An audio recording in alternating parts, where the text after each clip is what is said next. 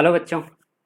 अभी का ये सेशन हम लोगों के लिए डिवोटेड है कम्प्लीटली नाइन्थ और टेंथ के बच्चों के लिए। ठीक है, जिन बच्चों का नाइन्थ और टेंथ में फिजिक्स फंडामेंटली स्ट्रांग होना, उन लोगों के लिए इलेवेंथ और ट्वेल्थ काफ़ी ईजी हो जाता है, क्योंकि नाइन्थ और टेंथ के सारे चैप्टर्स इलेवेंथ और ट्वेल्थ में रिवाइज होते हैं। नाइन्थ का चैप्टर इलेवेंथ में, टेंथ का चैप्टर ट्वेल्थ में, राइट।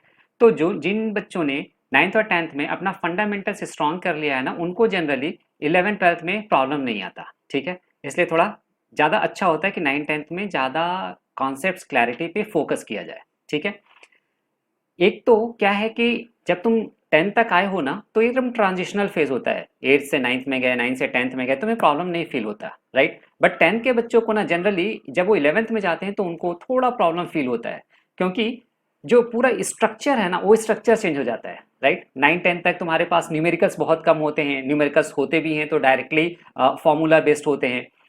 उतना ज़्यादा उसमें कॉन्सेप्चुअल क्वेश्चंस नहीं होते, राइट। बट इलेवन ट्वेल्थ आते ही तुम्हारा जो क्वेश्चंस का पैटर्न है वो चेंज हो जाता है, कॉन्सेप्ट्स का एप्लीकेशन पार्ट आ जाता है, बहुत सारी चीज़ें उसमें इन्वॉल्व हो जाती हैं। ठीक है, बहुत कोई भी क्वेश्चंस ऐसा नहीं होता जो डायरेक्टली एक कॉन्सेप्ट से बने। दो तीन जो फाइनल एग्जाम होता है, जो ऐसे जो बच्चे जेई का एग्जाम देते हैं, नीट का एग्जाम देते हैं, स्पेशली जेई में, तो जो क्वेश्चंस आते हैं एडवांस में, वो दो तीन कॉन्सेप्ट्स को को रिलेट करके क्वेश्चंस बनाते हैं, राइट। तो नाइन्थ और टेंथ में यदि हमारा फंडामेंटल्स स्ट्रांग होना, तो इलेवन ट्वेल्थ में काफ़ी कॉम्पिटेटिव एग्जाम्स के लिए भी ये हमारे लिए कंफर्टेबल जोन होता है। ठीक है, चीज़ों को ग्रैस्प करना आसान होता है, रिलेट करना आसान होता है। ठीक है, तो ये एक बहुत बड़ा बेनिफिट है टेंथ टू इलेवेंथ ब्रिज करने में। ठीक है, यदि तुम्हारा फाउंडेशन स्ट्रांग हो जाए नाइन्थ और टेंथ में, तो जितने भी इलेवन ट्वेल्थ में कॉम्पिटेटिव एग्जाम्स होते हैं, उसको क्रैक करने का हमेशा पॉसिबिलिटी तुम्हारे लिए ज़्यादा रहेगा, क्योंकि क्वेश्चंस को समझना, क्वेश्चंस को रिलेट करना, क्वेश्चंस को अप्लाई करना कि किस न्यूमेरिकल में किस तरीके से हम अप्रोच करें क्वेश्चन को, ये तुम्हारा फंडामेंटली बहुत स्ट्रांग हो जाता है। ठीक है, तो इसलिए ज़्यादा इंपॉर्टेंट होता है नाइन टेंथ में यदि हम स्टार्ट कर लेते हैं तो। ठीक है, टेंथ में तुम्हारा एनटीएससी का एग्जाम होगा।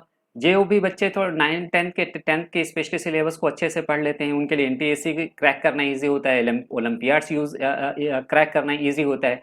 इलेवेंथ में जब वो केवीपीवाई एग्जाम दे रहे होते हैं, किशोर वैज्ञानिक प्रोत्साहन योजना, तो उन बच्चों को इसका भी बहुत बेनिफिट मिलता है। ठीक है, अब देखो, अब वैसे तो मेरा ऑलरेडी जेई और नीट के लिए वीडियोस ऑलरेडी लॉन्च हो चुके हैं, चल भी रहा है, एक एक सीरीज करके आगे की तरफ बढ़ता जा रहा है।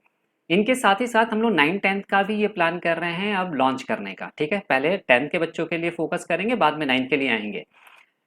बेनिफिट क्या होगा, जो हम लोग वीडियोस बना रहे हैं वो उन वीडियोस को क्या फोकस करके बना रहे हैं। ठीक है, तुम यदि उस पर टाइम देते हो अपना, क्योंकि तुम्हारे पास भी इतना टाइम का स्कैसिटी रहता है, उसके बाद भी यदि तुम टाइम निकाल रहे हो, उन वीडियोस लेक्चर्स को देख रहे हो, तो तुम्हें क्या बेनिफिट होगा। एक तो जितने भी चैप्टर्स हैं उनको सब टॉपिक्स में करके, उनके टॉपिक्स में करके, फिर टॉपिक्स को सब टॉपिक्स में करके, हर एक कॉन्सेप्ट्स को कोशिश किया गया कि ज़्यादा से ज़्यादा फिल्टर आउट करे, ताकि तुम्हारा फंडामेंटल स्ट्रांग बने, तुम्हारे कॉन्सेप्ट्स स्ट्रांग हो। ठीक है, तो ये एक बहुत बड़ा बेनिफिट है। साथ में जितने भी कॉन्सेप्ट्स हैं उसके लिए ये भी कोशिश किए हैं कि उसमें कुछ प्रैक्टिकल डिमॉन्स्ट्रेशन हो। प्रैक्टिकल डिमॉन्स्ट्रेशन है तो तुम्हें मजा भी आएगा, साथ में तुम ये भी एनालाइज कर पाओगे, रियलाइज कर पाओगे कि अच्छा उसका हमारा डेली लाइफ में क्या यूज है। ठीक है, क्योंकि physics is all about nature, है ना, वो हमारे डेली के लाइफ से बहुत सारी चीजें रिलेटेड होती हैं। ठीक है, तो ये तुम्हें बेनिफिट मिलेगा उसका। नेक्स्ट, कॉम्पिटिटिव एग्जाम के साथ साथ तुम्हारा अपना बोर्ड के एग्जाम में भी बेनिफिट हो, स्कूल के एग्जाम में भी बेनिफिट हो, इसका भी इसमें ध्यान रखा गया है कि जब कोई भी टॉपिक्स पढ़ा रहे हैं ना, तो चैप्टर में, टॉपिक्स में या सब टॉपिक्स में ये भी कोशिश किए हैं कि अच्छा ये एक कॉन्सेप्ट पे यदि तुम्हारे स्कूल में एग्जाम आए, स्कूल में एग्जाम होता है, तो किस तरीके से क्वेश्चन पूछा जा सकता है। ठीक है, कोई कंपटीशन के लिए यदि हम क्वेश्चन फ्रेम करने की कोशिश करें तो किस तरीके से हो सकता है। तो इन सारी चीजों को उसमें इन्वॉल्व किया गया है। साथ में स्टार्ट से ही न्यूमेरिकल्स को कैसे अप्रोच करना है, इस पे भी फोकस किया गया है।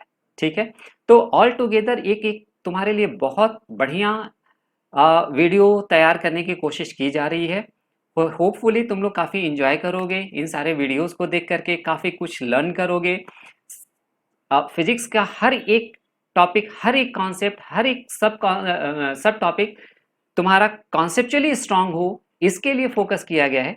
इसमें इस वीडियो को देखते समय तुम्हें कहीं पे भी किसी भी तरीके का डाउट क्रिएट हो या तुम्हें कोई कंफ्यूजन क्रिएट हो या तुम्हें लगता है कि तुम्हारा कुछ क्वेरी है, तो तुम लोग सिर्फ अपना वहां पे कमेंट बॉक्स में अपने क्वेरीज को लिखो। तुम्हें हम लोग अप्रोच करने की कोशिश करेंगे बाय एनी मीन। ठीक है, जो भी तुम्हारे डाउट्स होंगे डाउट्स को क्लियर करेंगे। राइट, तुम्हारे कोई यदि एक्स्ट्रा क्वेश्चंस हैं तो उसको भी सॉल्व करेंगे, कोई न्यूमेरिकल प्रॉब्लम्स है तो उसको भी हम लोग सॉल्व करेंगे। साथ ही साथ ये चीज ध्यान रखना कि ये यदि पूरा का पूरा पैकेज कर लिया ना तो ये इतना अच्छा हो जाएगा। सिर्फ नोटबुक तैयार करते चलना, जो भी पढ़ रहे हैं, जो भी पढ़ाया जाएगा क्लास में, उनको तुम नोटबुक में तैयार करते चलना पूरा सीक्वेंस में, ऑर्डर में। ये तुम्हारे लिए एक बहुत बढ़िया नोटबुक तैयार हो जाएगा। इवन मार्केट में जो भी बुक्स अवेलेबल है ना, उनसे ज़्यादा तुम्हें रिच मटेरियल मिलने जा रहा है। ठीक है, तो बिल्कुल इंजॉय करने जा रहे हो तुम लोग इस पूरे के पूरे वीडियोस को। हम लोग भी यही कोशिश किए हैं कि वीडियोस ऐसे बने जो तुम्हारे लिए इंजॉयबल हो, जो तुम्हारे कॉन्सेप्ट्स को स्ट्रेंथन करें।